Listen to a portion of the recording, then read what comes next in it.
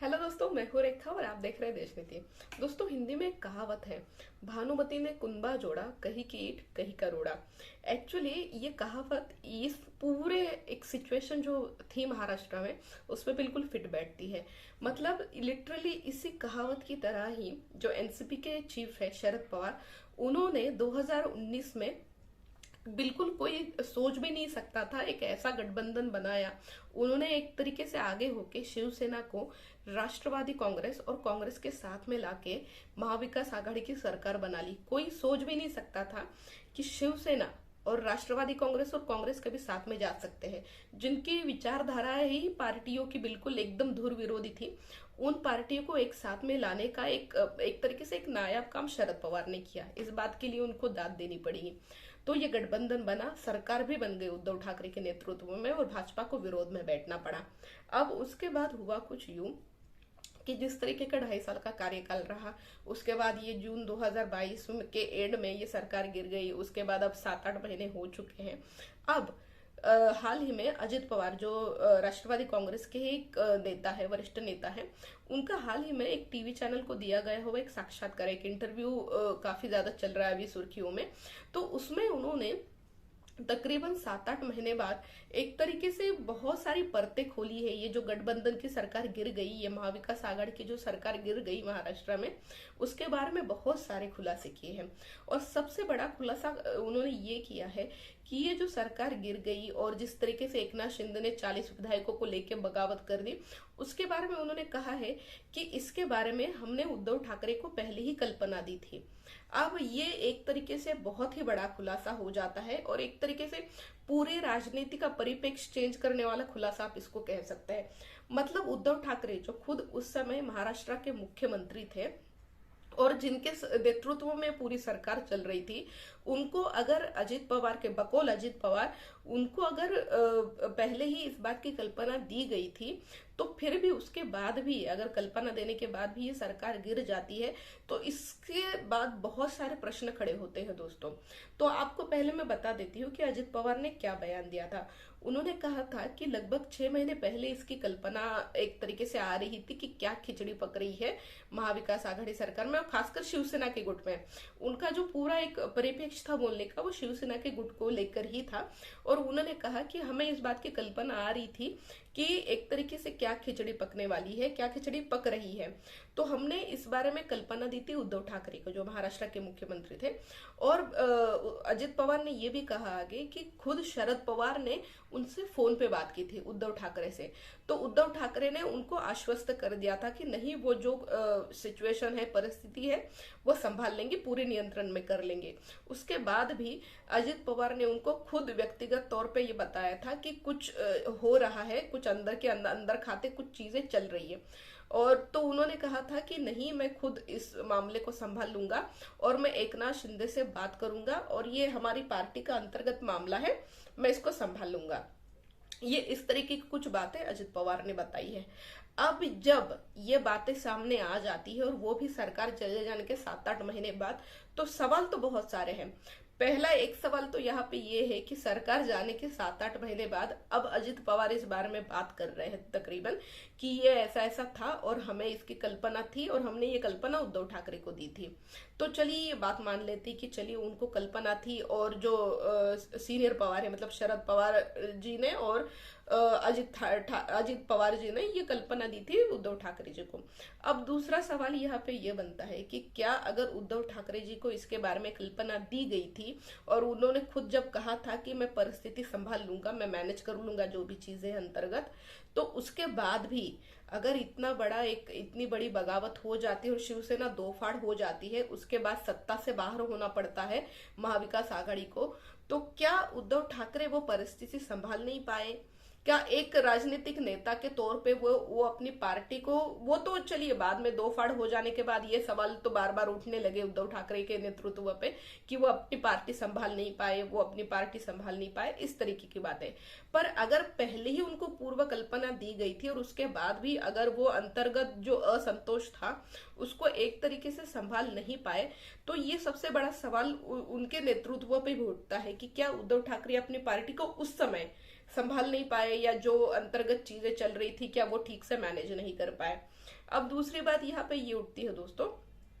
कि अगर शरद पवार जी को क्या इसके बारे में अगर पहले से ही पता था, जैसा कि अजित पवार बता रहे हैं, और शरद पवार ने उद्धव ठाकरे से बात भी की थी फोन पे, तो उद्धव ठाकरे ने उनको आश्वासित कर दिया था। तो जब ये विद्रोह हुआ जून 2022 के तकरीबन एंड में ये विद्रोह हुआ, एकनाथ शिंदे चले गए अपने विधायकों को लेके, गुट को लेके, तो अगर शरद पवार को इसके बारे में पूर्व कल्पना थी तो क्या उन्होंने एक तरीके से, एक कहा भी जाता है कि महाविकास आघाड़ी सरकार का एक जो पूरा एक जो कुनबा जोड़ा ही था वो शरद पवार ही उसके मुखिया थे। एक तरीके से पूरी इस महाविकास आघाड़ी सरकार को या तीन पार्टियों को साथ में लाने का जो पूरा जिम्मा था वो उन्हीं का था, और जो सारे महत्वपूर्ण निर्णय होते थे उनके बारे में उनको जानकारी तो जरूर होगी। तो अगर उनको पूर्व कल्पना थी इसके बारे में, तो क्या शरद पवार ने भी कोई कोशिश नहीं की इस सरकार को बचाने की? एक अगर ऐसा समझा जाए कि वो मार्गदर्शक के तौर पे ही थे पूरी तीनों पार्टियों के, एक मार्गदर्शक नेता के तौर पे, तो क्या उनकी तरफ से भी कोई कोशिशें नहीं हुई ये सरकार बचाने की? क्योंकि देखिए दोस्तों, राष्ट्रवादी कांग्रेस ने बहुत महत प्रयास से, और खासकर शरद पवार ने बहुत महत प्रयास से ये जो कभी न बनने वाला गठबंधन एक तरीके से बनाया था। और अगर कोई इस तरीके से गठबंधन बनाता है कि बिल्कुल जिसके बारे में कोई सोच भी नहीं सकता था, उसके बाद सरकार बन भी जाती है, 2.5 साल चलती भी है, तो एक बनी बनाई सरकार आपके आंखों के सामने गिर जाती है, कुछ विधायक चले जाते हैं, और आप जैसा कि कह रहे हैं कि आपको पूर्व कल्पना थी इस मामले में, तो क्या आपने, मतलब जो शरद पवार है और अजित पवार है, इन लोगों ने भी कोशिश नहीं की जो असंतोष था उसको एक तरीके से कम करने की, या उन लोगों से बात करने की जो असंतोष, जिनके मन में असंतोष था या जो चीजें हो रही थी? ये भी एक सवाल उठता है कि शरद पवार और अजित पवार ने क्या इस बात को मैनेज नहीं किया? अब यहाँ पे जो तीसरा सवाल उठता है वो है सबसे बड़ा, कि अगर उद्धव ठाकरे जी को कल्पना थी और अगर वो मैनेज नहीं कर पाए। आपको यहाँ पे एक बार और बता दूं कि अजित पवार ने आगे इसी बात को आगे बढ़ाते हुए उसी इंटरव्यू में कहा कि हमने जब उद्धव ठाकरे जी को ये कल्पना दी थी, उन्होंने कहा था कि मैं सारी चीजें हैंडल कर लूंगा ठीक से, पर उसके बाद जब सरकार गिर गई और ये बगावत हो गई शिवसेना में, उसके बाद जिस तरीके के बयान आ रहे थे मीडिया में, उससे ऐसा प्रतीत हो रहा था कि जिनको जाना है वो जाए, हमें किसी की परवाह नहीं है। मतलब एक तरीके से अजित पवार क्या ये एक तरीके से ये दर्शाने की कोशिश कर रहे थे कि उद्धव ठाकरे जी को कल्पना देने के बाद भी वो एक तो परिस्थिति मैनेज भी नहीं कर पाए, और जब सरकार गिर गई उसके बाद भी जो विधायक चले गए उनको आसानी से जाने भी दिया उन्होंने। मतलब कोई कोशिश नहीं की रोकने की एक तरीके से। क्या ये दर्शाना चाहते थे अजित पवार? ये भी एक बहुत बड़ा प्रश्न चिन्ह है। और अगर ऐसा है, बकौल उनके अगर ऐसा है दर्शाने की, वो जिस तरीके की मीडिया में बातें चल रही थी कि जिनको जाना है वो जाए, जो चले गए वो मतलब गद्दार है वगैरह इस तरीके के, तो अगर ऐसा था तो क्या खुद उद्धव ठाकरे ही चाहते थे कि ये सरकार गिर जाए?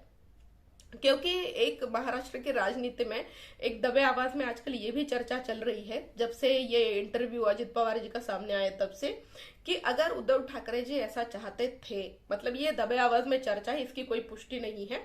तो इसका क्या मतलब था? क्योंकि 2.5 साल तो उनके एक तरीके से हो ही चुके थे सरकार में, खुद उनके नेतृत्व में सरकार बन ही चुकी थी, 2.5 साल वो सरकार चली भी। तो एक यहाँ पे एक जो चर्चाएं चल रही है आजकल राजनीतिक गलियारों में महाराष्ट्र के, वो ये है कि उद्धव ठाकरे जी ने तो सत्ता एक तरीके से भोग ली थी 2.5 साल की। अब उनको ये लग रहा था कि क्या कोई अंदरूनी एक तरीके से शरद पवार और उनके बीच में कोई अंडरस्टैंडिंग थी क्या, कि 2.5 साल शिवसेना को मिलेंगे, पहले 2.5 साल, और उसके बाद के 2.5 साल जो है राष्ट्रवादी का मुख्यमंत्री बनेगा। और जब जैसे ही 2.5 साल शिवसेना के पूरे हो गए और जैसे ही ये कुछ बगावत हो गई, तो उद्धव ठाकरे जी ने उस बगावत को आसानी से होने दिया ताकि राष्ट्रवादी के पालने में फिर से मुख्यमंत्री पद ना जाए। तो ये सारी चर्चा इस तरीके की भी है। तो ये तो और ज्यादा प्रश्न निर्माण करती है ये सारी सिचुएशंस। तो दोस्तों इस तरीके की ये सारी चर्चाएं हैं, पर एक बात जरूर है कि मुझे इस बात में कोई दम नहीं लगता है कि अगर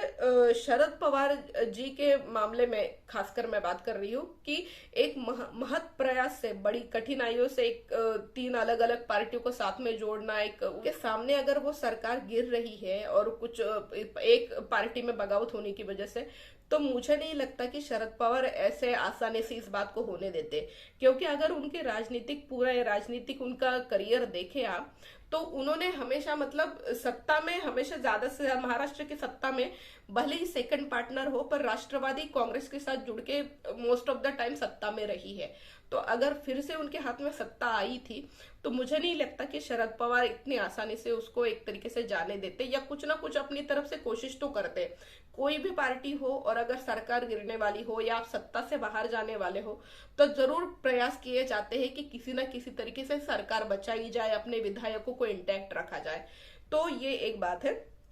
पर अजित पवार के बारे में, अजित पवार ने जो भी खुलासे किए हैं वो एक तरीके से बड़े ही गंभीर खुलासे हैं। और यहाँ पे एक तरीके से सारी बातें छोड़ दीजिए, अजित पवार के खुलासे के बाद एक बात तो पक्की है कि फिर से जो उद्धव ठाकरे जी का नेतृत्व है उस पर तो सवाल उठना लाजमी है। और वो एक तरीके से राजनीतिक चर्चाओं में उठ भी रहे हैं कि क्या अगर ऐसा था और उद्धव ठाकरे जी को सारी परिस्थिति का नॉलेज था, पहले से ही एक पूर्व कल्पना थी, तो क्या वो अपने पार्टी का विद्रोह नहीं रोक पाए? क्या राजनीतिक परिपक्वता के मामले में या अपने विधायकों को एक तरीके से संतुष्ट करने के मामले में, भले ही अगर वो संतोष था उनके मन में, तो बात करके सुलझाने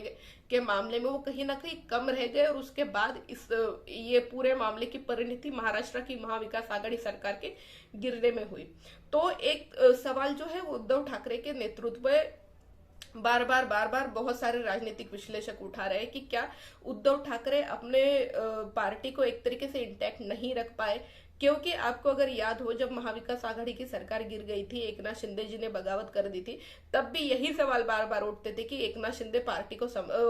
उद्धव ठाकरे पार्टी को संभाल नहीं पाए। और इतने सारे विधायक एक साथ अगर निकल के जाते हैं तो शायद थोड़ा बहुत उद्धव ठाकरे को खुद कोशिश करनी चाहिए थी कि उनको रोका जाए, अपनी पार्टी को एक तरीके से इंटैक्ट बचाया जाए और सरकार भी बचाई जाए। तो क्या इन सब में उद्धव ठाकरे कहीं ना कहीं कम पड़ गए? तो ये सारे सवाल है दोस्तों। यहाँ पे शरद पवार ने भी, शरद पवार की